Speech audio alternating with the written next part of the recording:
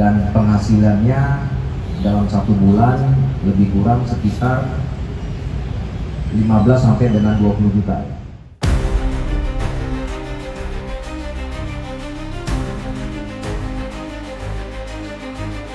Hari ini kita akan bahas sesuatu yang jadi rahasia umum, tapi jarang ada yang mau ngomong secara terang-terangan. Bagaimana perempuan di media sosial, terutama di TikTok, rela mengumbar tubuhnya demi engagement. Joget penuh gairah, ngasih angle kamera yang penuh sensual, pakaian yang menonjolkan bagian tubuh tertentu, kita semua tahu tujuannya apa, yaitu perhatian. Setelah perhatian datang, engagement naik. Setelah engagement naik, follower bertambah. Setelah follower bertambah, pintu terbuka sekali untuk duit masuk. Kita sudah paham itu dari dulu, bukan hal yang kejadian tiba-tiba. Ini bisnis, dan di bisnis ini, yang dijual bukan cuma konten, tapi daya tarik seksual. Di dunia aku, sex before marriage itu cukup sangat amat wajar. Tapi aku tahu beberapa di dunia kalian itu mungkin enggak. Kita harus jujur, ini terjadi karena menjual birahi pria itu menguntungkan. Nafsu selalu laku di pasaran dan seharusnya banyak perempuan tahu itu. Tapi yang bikin menarik adalah, selama ini narasi yang sering dipakai adalah perempuan jadi korban eksploitasi. Perempuan dieksploitasi oleh sistem, dalam tanda kutip patriarki, yang hanya melihat mereka sebagai objek seksual. Narasi ini muncul ketika ada berita tentang hal-hal yang berbau dengan prostitusi. Oke, mungkin ada benarnya, tapi itu cuma separuh cerita. Supaya lebih lengkap dan adil, kita harus akui satu hal. Perempuan juga tahu betul cara mengeksploitasi nafsu pria untuk keuntungan mereka sendiri. Ini bukan lagi cerita klasik di mana pria dengan uang banyak memanfaatkan tubuh perempuan. Sekarang, perempuan juga bermain dalam permainan yang sama. Mereka tahu betul bagaimana algoritma media sosial bekerja, tahu betul kalau pasar terbesar adalah pria yang gampang tergoda, dan tahu betul kalau tampilan tubuh bisa lebih cepat mendatangkan duit ketimbang skill atau intelektualitas. Kita bisa lihat banyak contoh.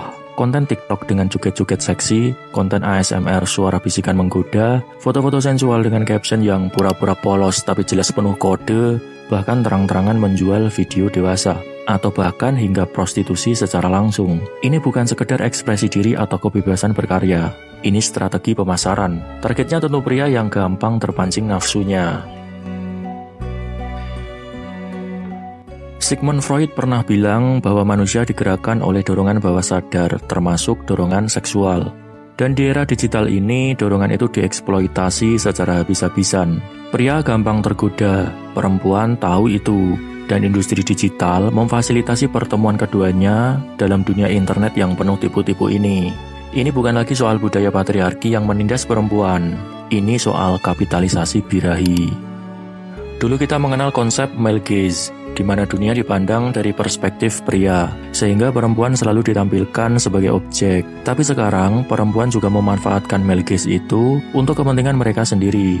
Mereka sadar pria suka melihat tubuh perempuan, jadi mereka menampilkan diri dengan cara yang bisa menarik perhatian pria. Ini bukan sekedar eksploitasi sepihak, ini dua arah. Pria butuh hiburan visual, perempuan butuh engagement dan uang. Terjadi simbiosis mutualisme, meskipun dalam kinerja yang kurang bijak. Tentu ada yang bakal bilang, iya salah prianya, kenapa gampang kepancing? Atau ada yang bilang, iya salah perempuannya, kenapa mau mengumbar tubuh? Tapi kalau kita lihat lebih general, dua-duanya ada di sistem yang saling memanfaatkan. Pria membeli fantasi, perempuan menjual daya tarik seksual mereka. Ini ekonomi dasar, supply and demand. Masalahnya, kenapa ini bisa terjadi? Karena di dunia digital, atensi adalah mata uang baru. Bukan cuma barang dan jasa yang bisa dikonversi jadi rupiah, tapi juga perhatian, exposure, dan engagement. Dulu kita butuh skill atau pencapaian buat terkenal. Sekarang kita cuma butuh tubuh yang bisa dijual di layar smartphone. Sialnya, platform seperti TikTok dan Instagram justru mempercepat fenomena ini. Algoritma mereka dibuat untuk memanjakan hasrat manusia yang paling dasar. Konten yang berhubungan dengan seksualitas selalu lebih cepat viral, lebih banyak dikomentari, lebih banyak dibagikan. Karena manusia sejak zaman purba memang selalu tertarik dengan hal-hal yang berbau erotisme. Ini bukan teori konspirasi, ini fakta ilmiah.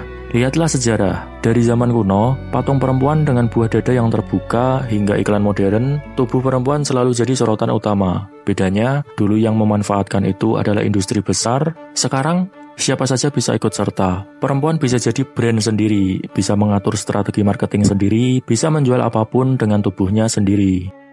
Masalahnya adalah, Ini bikin standar baru yang gila. Sekarang, banyak perempuan yang melihat ini sebagai jalan pintas. Daripada susah-susah kuliah, kerja, dan bangun karir, mending buka akun media sosial, joget dikit, lalu dapat endorsement.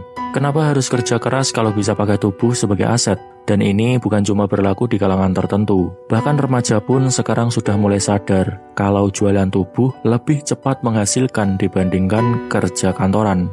Saya bukan mau bilang bahwa ini dosa. Bukan itu poinnya. Itu bahasan lain lagi.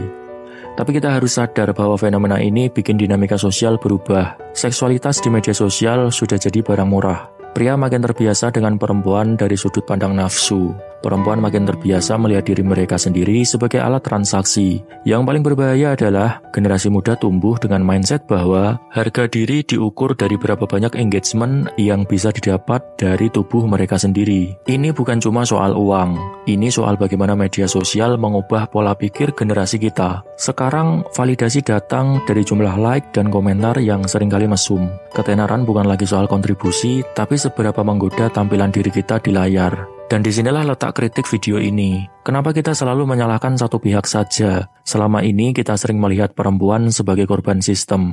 Tapi kita jarang mau mengakui bahwa perempuan juga punya agensi, punya kesadaran dan seringkali ikut serta dalam eksploitasi ini secara sadar. Bukan berarti pria nggak salah. Tapi kita harus jujur bahwa kedua belah pihak bermain dalam sistem yang sama. Jadi, siapa yang mengeksploitasi siapa? Perempuan dieksploitasi pria dengan uang, ataukah pria dieksploitasi perempuan melalui nafsunya? Keduanya sama-sama mengeksploitasi.